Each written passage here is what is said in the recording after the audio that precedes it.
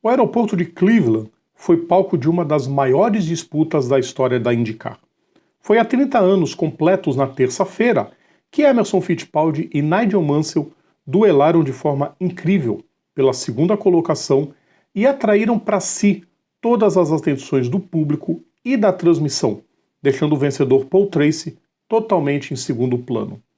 Disputas assim sempre são excelentes de recordar, por isso essa é a nossa lembrança de hoje. Quinta-feira, 13 de julho de 2023, e esta é mais uma Lembrança de Quinta.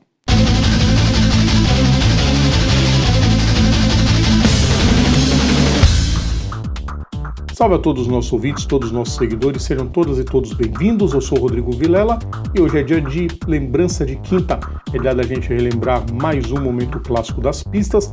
Antes de começar, o pedido que eu faço sempre para vocês: deixem o like nos nossos vídeos, compartilhem nosso conteúdo, inscrevam-se no nosso canal e ativem as notificações para ajudar bastante a gente. A temporada de 1993 da kart contava com uma novidade e tanto. Nigel Mansell, campeão da Fórmula 1 no ano anterior, saiu da Williams pelos motivos óbvios da contratação de Alain Prost pelo time de Grove.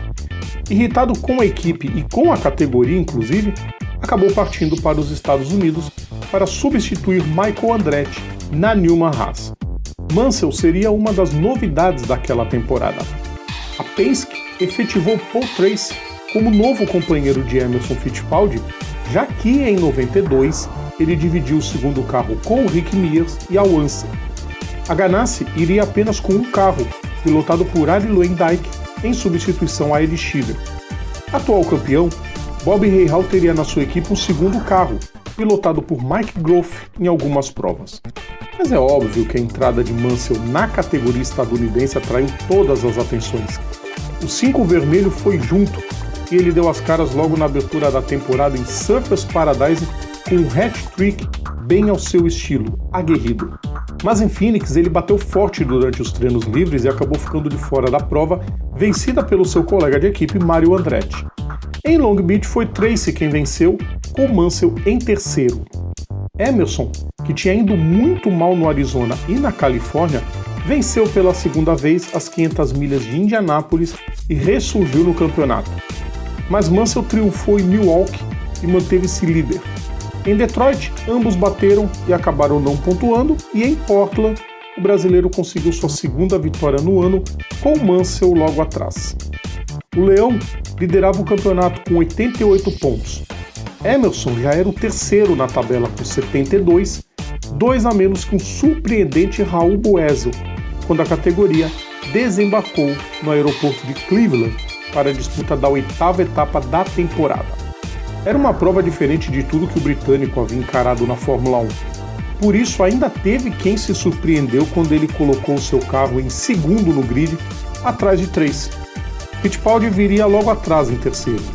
Na largada, Mansell forçou para cima de Tracy e assumiu a liderança, enquanto o salseiro, que se formava tradicionalmente na primeira curva, deixou Bob Rahal e Roberto Guerreiro de fora.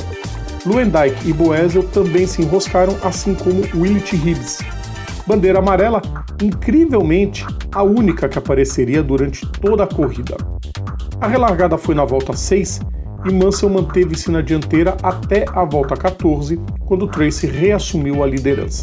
Cleveland sempre foi uma pista de difícil ultrapassagem porque, apesar de larga, a aderência era minúscula, além da pista ser muito suja fora do traçado. Por isso os líderes se mantinham quase os mesmos. Fittipaldi seguia sem sustos em terceiro, com o excelente Stefan Johansson em quarto. Mansell manteve-se perto do canadense, que sustentava muito bem a ponta e só perdeu o primeiro lugar quando foi para sua primeira parada nos boxes, recuperando a liderança na volta seguinte. Fittipaldi e Johansson também fizeram suas paradas. Só que enquanto o brasileiro manteve-se em terceiro, o sueco foi punido e despencou na tabela. Foi parar em 11º, enquanto Theo Fabi aparecia em uma ótima quarta colocação, à frente de Andretti. Lá na ponta, Tracy passou a ser cada vez menos incomodado por Mansell, aos pouquinhos, a cada volta que passava. Na volta 40, Rob Gordon, que era o sexto, saiu momentaneamente da briga após rodar quando disputava a posição com Danny Sullivan. Só que o campeão de 88 acabou tocando em Al Unser Jr. na volta seguinte e ambos ficaram para trás. Pior para Sullivan, que ficou parado na pista precisando de ajuda dos comissários para retornar. Já Unser Jr., que tinha voltado rápido à prova, viu seu pneu traseiro esquerdo furar uma volta depois, logo na reta principal, e aí precisou dar uma volta completa com o dano. Outro que sofreu com o pneu furado na volta 48 foi Raul Boesel, que havia se recuperado do entreveiro na largada e estava em sexto. Enquanto isso, Tracy abria mais e mais vantagem na liderança e já tinha aberto 15 segundos de frente quando foi para o seu último pit stop. A exemplo da primeira parada, o piloto da Penske perdeu a liderança por uma volta apenas, voltando ao primeiro lugar quando Mansell foi aos boxes.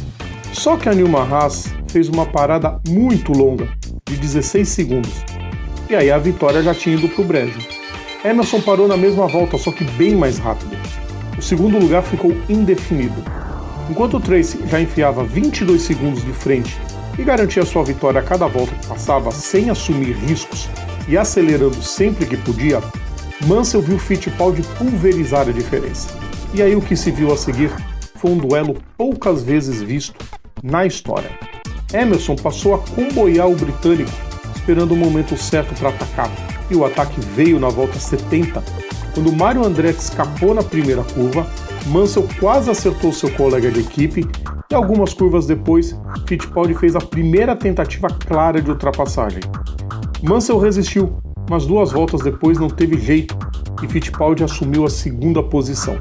O leão não desistiria fácil, e não desistiu mesmo. Na volta 76, Mansell reassumiu a segunda colocação na primeira curva. Só que na volta 78, o brasileiro retomou o segundo posto, aproveitando-se de retardatários. Não durou nem uma curva e Mansell voltou para segundo. Mas a disputa estava longe de terminar e ainda na mesma volta, Fittipaldi passou de novo. E na abertura da volta 79, Mansell arriscou de novo e levou o X. Naquela altura, ninguém mais lembrava que Paul Tracy era o líder. Os olhos se voltaram todos para a batalha pela segunda posição.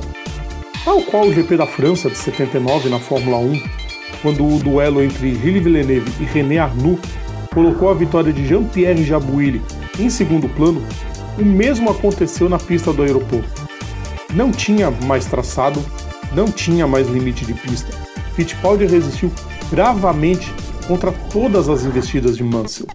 O ímpeto do britânico foi sendo sugado com a prova se aproximando do fim e a dobradinha da Penske foi garantida. Na entrevista, ambos engrandeceram um ao outro e valorizaram a disputa acirrada, aguerrida, porém limpa, dentro dos limites da esportividade, como deve ser em toda a briga por posição. Stefan Johansson recuperou-se bem da punição sofrida para terminar em quarto, à frente de Mario Andretti. Robbie Gordon, Raul Boesel, Theo Fabi, Brian Thiel e Arie Luyendyk completaram os 10 primeiros colocados. Mansell seguia líder do campeonato com 102 pontos, mas Emerson tomou o segundo lugar de Boesel e tinha 88 na tabela. A disputa seguiu entre os dois pelo título, com mais uma dobradinha Tracy Fittipaldi em Toronto, mas Mansell emendou 2 vitórias seguidas, em Michigan e New Hampshire, e mais um segundo lugar em Road America, enquanto Emerson teve apenas um pódio em 4 provas e nem mesmo a vitória em Mid-Ohio foi capaz de mudar o cenário, e Mansell garantiu o título ao vencer em Nazareth. Uma temporada marcante para a IndyCar, que teve em Cleveland um dos momentos mais inesquecíveis da categoria. Essa é daquelas clássicas brigas, né? Quem viu, viu. Quem não viu, por favor, acesse o YouTube e procure essa disputa na íntegra. Tem vários vídeos, tanto com a narração do Theo José, quanto na transmissão oficial da ABC. E vale a pena ver aquele duelo extraordinário. Que saudades da pista de Cleveland. A gente entende, a gente sabe que é impossível nos dias atuais fazer uma prova em aeroporto, dada a enorme movimentação. Nos anos 90 não tinham tantos voos assim quanto existem hoje, mas dá uma saudade daquela pista. Que circuito maravilhoso, que pista sensacional, completamente diferente dos padrões, e era isso que ficava marcante. Essa disputa de 93 com certeza está na lista dos grandes momentos da IndyCar. E eu sei que vocês gostaram, pessoal. Quinta-feira que vem tem mais uma lembrança. Lembrando sempre, nosso conteúdo está no YouTube, está nas plataformas digitais, ou então assinando o nosso feed, is.gd/programa Papo Veloz. Sigam também nossas redes sociais, só procurar a gente por PGM Papo Veloz. Grande abraço a todos e amanhã tem aquecimento. Aguardamos vocês às 9, hein, pessoal? Tchau!